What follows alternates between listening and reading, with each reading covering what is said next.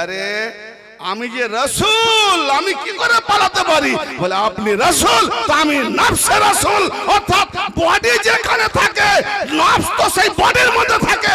আল্লাহ আপনাকে রাসূল করেছে, আপনি আমাকে আপনার নফস করেছে। বলুন সুবহানাল্লাহ। আলী হলো নবীর জান। শুধু তাই নয়, আলী নবীর শুধু নফস নয়, আলী আল্লাহর নফস।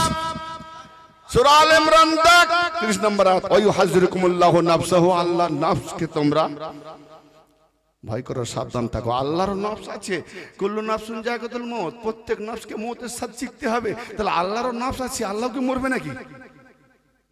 তাহলে আল্লাহ নফসের মানে কি?